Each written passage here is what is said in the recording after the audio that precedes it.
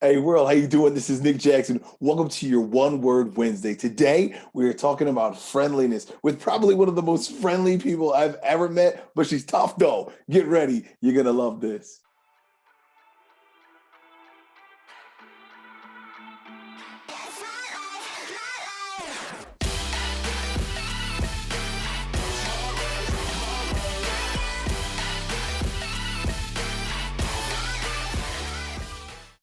If you'd like to join the Speak Love team, we'd love to have you. There'll be links at the end of this video. Join us, comment, share, pair, all that good stuff. Thanks for being here. This is Nick Jackson. Back to the action. Hello, world. This is Nick Jackson. Welcome back to your One Word Wednesday. I have a special guest here today. We're looking for a person who reminds us, who makes us think of friendliness.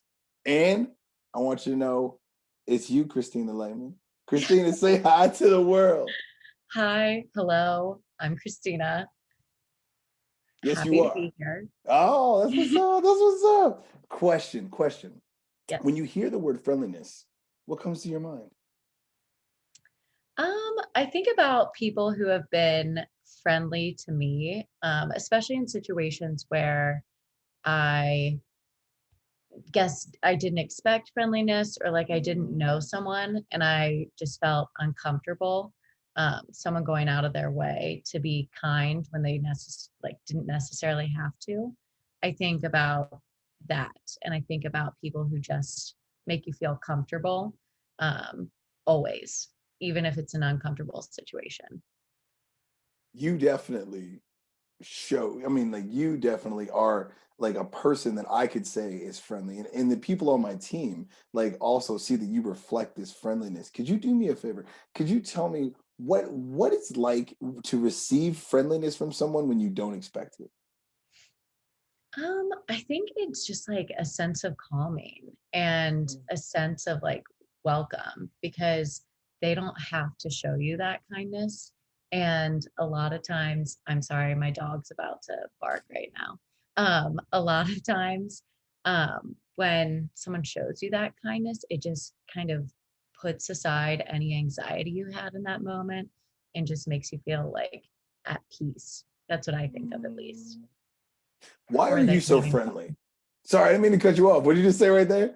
just like it's fun, it's like bright and positive. It's not like it just is the opposite of whatever you were going into in that situation. Yeah. I want to know why you're how did you become so friendly? Why are you so friendly? Um, well, admittedly, I'm like humbled that you guys thought of me for this. When you reached out, I think I had like this intense imposter syndrome of like, I know so many people who are much kinder, much more friendly than I am. I'd say I'm very outgoing. Uh, I think a lot of that comes from I have a big family. And so I think a lot of times I just like was very outspoken and really liked meeting other people, um, especially because there was so much going on at home. I just like met a lot of people that way by Mm. being outgoing and like friendly. And the thing is about your friendliness. Now you're friendly, but you're also tough. Like you are not one person that I would like to cross. You know what I mean? And so when I think about it, when I think about friendliness, like this is something that I don't know. Like, do you have to work to bring this into fruition? Like, do you have to work to be friendly? Like, is this something that you have to try to do, or is this like a natural thing? I would say it's a combination. I think a lot of times, kind of like I mentioned, where people have been very friendly and kind. Like if I've gone into a room and I didn't know anyone and someone has been friendly, I think that has a lasting impression with me. And if I see someone else in that situation, I would like to be that person to them. I think there are times though, I'll admit, like I'm very impatient. I can get like really hangry sometimes. Um, in those moments, I think you kind of have to choose to be friendly or choose to be kind, but also at the same time, like when you think about it, it's not that hard. I think you see a lot of, at least I do, like I'll see interactions where I'm like, God, it wouldn't have killed you to just be a little bit nicer. Like it's not that person's fault. that you're taking something out on them. Like, yes, you're frustrated, great, you can be nicer about it. I think in those moments of like, if I'm impatient or frustrated, I do have to put thought into it and be like, you can choose kindness here. Yeah. And it goes, I think, longer in someone's day.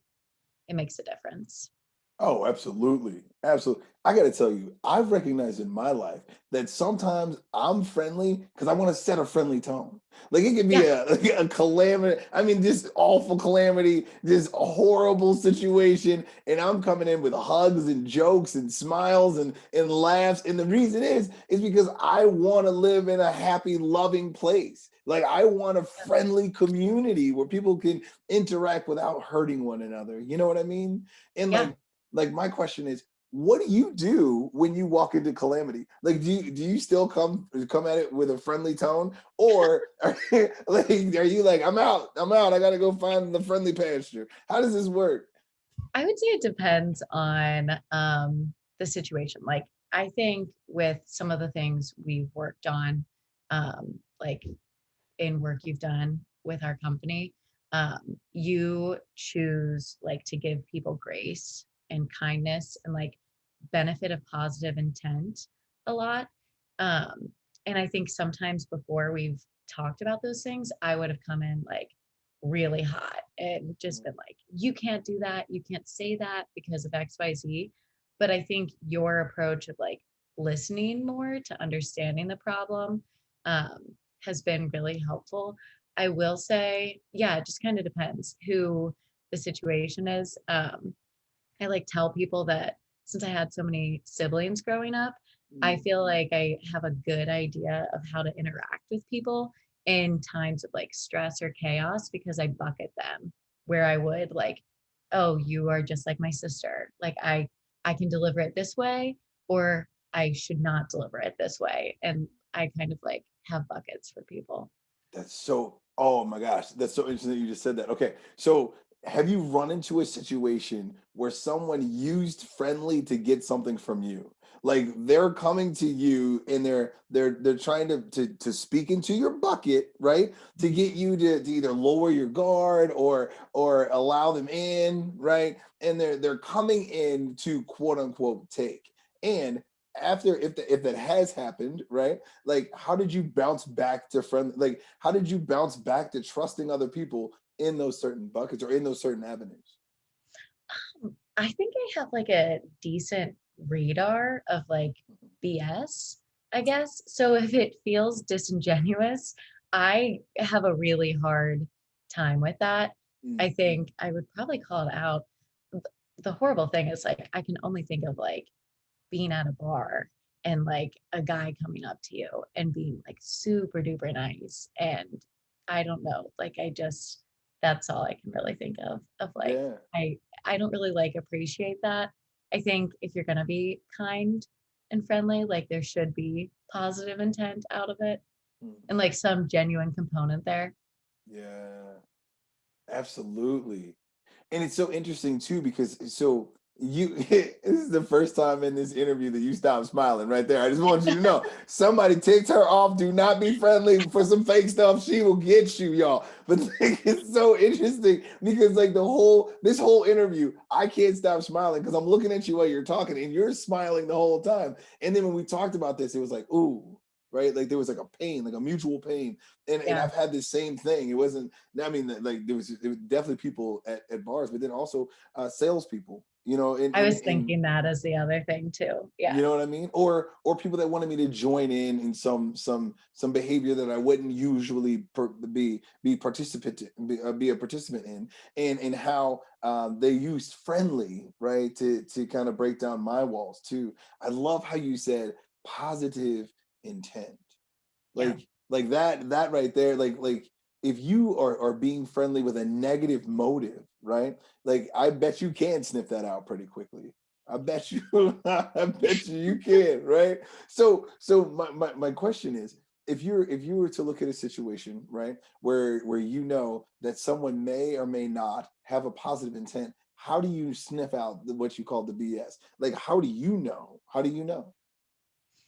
Um I don't know. It's really probably like a gut instinct, I think. I usually think I'm a pretty good read on people within probably like the first time meeting them, which isn't really fair. So I usually try to like give a couple more shakes, and like Mm, meet them a few more times. But usually I feel like my gut's not that wrong. Like something comes to fruition or like something kind of comes out. So I think it's more like a gut feeling.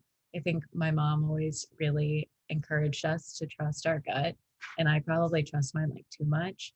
Um, but I think it's you can get to it with like probing questions too. I think if you listen to what they're asking you, I think it's about listening and like I try to be very engaged in conversations. Like if you I think we've talked about that before, like being engaged is huge. And so like if it's not really there, I think that's a telltale sign too. If there's like something that they're digging at, I don't think it takes a long time for people to show that.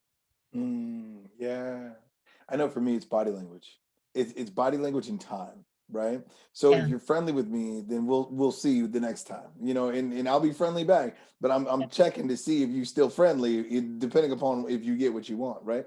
And then Yeah. also body language. The one thing that I love about our interactions, and not just your interactions with me, everybody on my team, and all the people that I've seen you do this thing, and even when it's on Zoom, and I want everyone to listen when I say this, she smiles and leans in, right? I Like just noticed we, I was doing that. no, but when I'm in a situation with family and friends, that's how we look at each other. Like that's how we, and a lot of times we don't talk about friendly body posture, right? Or friendly faces would be the only thing we talk about. We don't talk about leaning in, and how when someone leans in, it could either be a contentious situation, or it's Mhm. like, oh, this is somebody who really cares. It's more than engaged. It's like I'm listening to a point where I'm willing to trust you, you know? And I Yeah. know for me, that's an honor. That's an honor. Question. Well, yes. Oh, what'd you say there? No, I was just gonna say, I think it shows like a comfort level. And I think it, like you said, hopefully breaks down some barriers and makes it really easy to have a authentic conversation. Oh, it definitely does. Oh yes. Now hold on. I got two more questions for you, and this Okay. is this is my last question like this, and then at the end of it, I want you to just have 15 seconds to share any message to the people out there in the world. If you were talking to someone that says, "I'm done," like I'm done being friendly, like it doesn't work, I'm done trusting, I'm done, right? Like if you were to have a discussion with them, what would you say? I think I would be, are you saying in the sense of they're telling me that they're done being friendly? Absolutely. Yeah, I would probably want to know what happened. Like, I think Mm, people probably get to a point. Like, I like to think that most people don't go into situations wanting to be rude or mean. I think a lot of times you probably get there to some effect. Granted, there are plenty of people out there who maybe they had a bad day, or maybe, I don't know, something just really set them off. But I think there's always a root cause to it. And I think a lot of that is just understanding. Kind of goes back to that listening piece. So I'd probably like talk through that and see if there was any logic to get to a different level. If they had a good logical reason of like why they were done being friendly, like this is a boundary, right. we're not doing this anymore.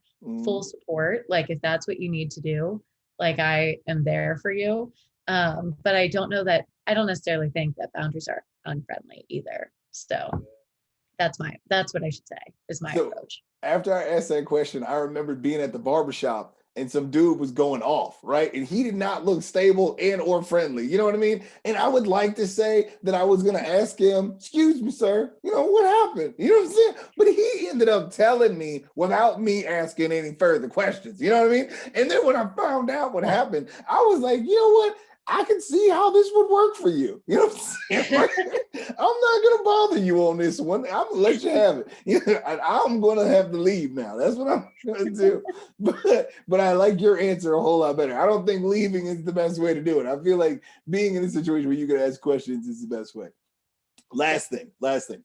You talked about, and this is throughout our conversations, we've been friends for a while, right? You talked about the Mhm. importance of women in leadership. Yeah. And I want to know, could you be successful and still be friendly? Like could you be a successful person and still be friendly to you? Yes, and especially if we're like curtailing it to women, Mhm. I think, well, actually, it comes at like a double-edged sword almost. They expect you to be very friendly. Like people are rubbed the wrong way. And I don't want to speak on anyone else's behalf there, but I imagine that's the expectation for minorities as well. There's always an expected, like when I think about my experience, there's like an expected way to deliver things. There's an expected way to behave if you're emotional, things like that. I think friendliness goes a really long way because they probably want and expect that. Um, and I think honestly, if you want to succeed in like a business setting, I don't think being friendly is bad for business typically. But I do think it comes at, you have to be authentic with it too. Like I am really terrible at not being at like faking it, I guess, if I'm not interested. So I Mm. think there has to be an authentic component there. That's huge. And what you said about minority, you're exact. I'm not. I can't speak for minority females, and I can't speak for anybody outside of the African American range. I do know sometimes my skin is like a tattoo, and so people come and they're like offended by tattoos. They're offended by dark skin, and it Yeah. reminds them of something that maybe. And so a lot of times, I'm leaning in and I'm smiling when I don't feel comfortable myself. And I'm Yeah. doing this. I'm preparing this environment of friendliness because I want to live in a friendly world, but it's Yeah. not always easy. Yeah. And to try to make, I mean, sometimes there have been situations where like I feel uncomfortable and like feel that I need to be friendly in a situation to exit that situation as well um, easily. And like I always feel bad about it after. Like that part always feels a little like that part leaves me feeling a little like dirty because I'm like, I should have given a piece of my mind. But if there's not like a sense of security around it, sometimes you kind of have to do that to just kind of like exit. Yes, that's so crazy because I was talking about entering, right? Yeah. And like you're talking about exiting. That's so crazy because when you're in a situation and you are that cognizant, you're that aware, you're that woke, where you can recognize that sometimes we have to dip into this thing for safety, right? Like I Yeah. don't think that that's necessarily a bad thing. That's self-preservation, and we don't know what the other outcome is, but we're gonna try our best to be friendly either way. Ah, I Right. love. I know you got to go. I got more I want to talk to you about. Is there anything else you want to say to the world before we end this? Um, I think, like I said, I know plenty of friendly people who have taught me like kindness and friendliness. I really appreciate you reaching out to me on this and thinking of me. I think most of what I can impart is what I've learned from other people. And I think the biggest thing is just like, even I think the hardest time to be friendly is like when you're frustrated or things aren't going your way, but just being able to put yourself in somebody else's shoes and be aware of your surroundings and how it could impact someone can impact somebody's day and then potentially like someone's family's day if that's what they go home with a bad attitude too. um, I'm not saying I'm perfect. I'm perfect on this. I work on this, and there are probably times where I've been unfriendly myself. So I think it's just like anytime you can, do better. Yes. Oh, I love that. And it just hit me that you can't spell friendly without friend. And like I know for myself, right? Friendly is like it's like friend like, right? Like this is the Yeah. beginning of being a friend. And I challenge each and every one of you, no matter who you're looking at across the room, try your best to be a friend and to also be friendly. This is Nick Jackson, and Christina Lehman. have a friendly day.